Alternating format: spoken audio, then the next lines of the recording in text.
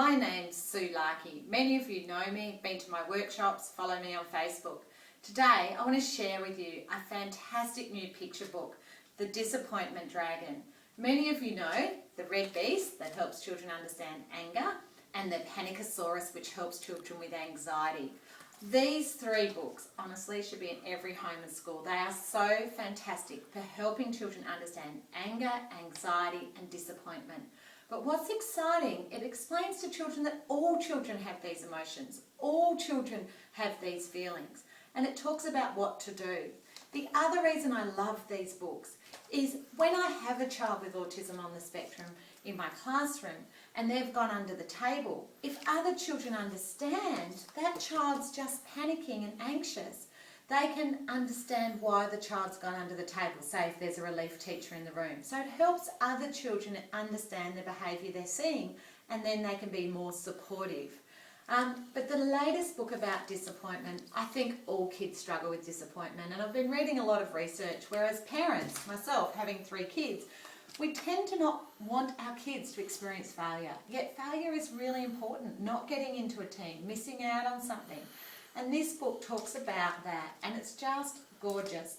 Like all 3 books, there is wonderful teaching notes for parents and teachers.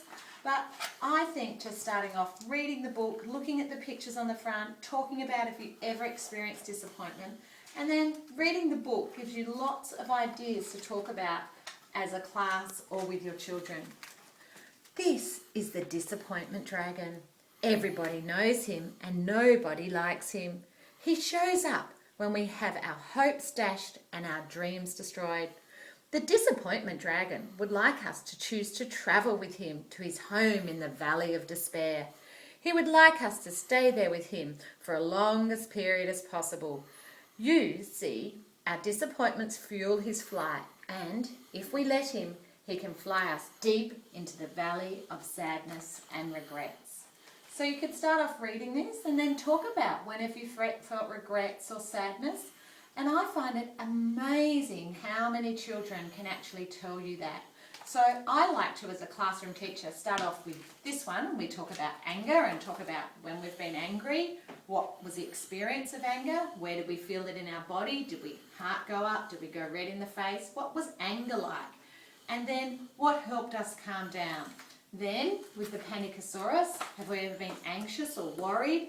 What did that feel like? How did we react? Some people go under the table, some leave the room, some go quiet. I love it when children talk about how that when they were anxious, their heart was racing, before they went on the stage or had to do a play or their topic talk. Great, let's talk about that. And then how did you calm yourself? What helped?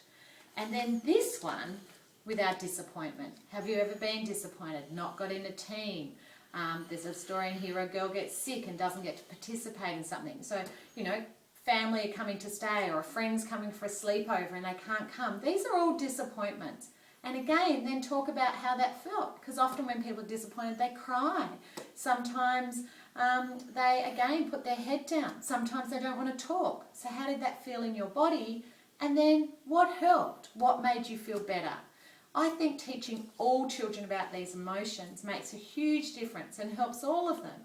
But for children with autism and Asperger's, I think we need to take extra care to talk about these things and really help them understand their emotions, because otherwise it'll show up as meltdowns and shutdowns and behaviour. Particularly as a classroom teacher, I prefer to be proactive, so when I see the child getting upset, I can go to remember the Disappointment Dragon, how he felt, what made him feel better. What are you going to use now to make it feel better?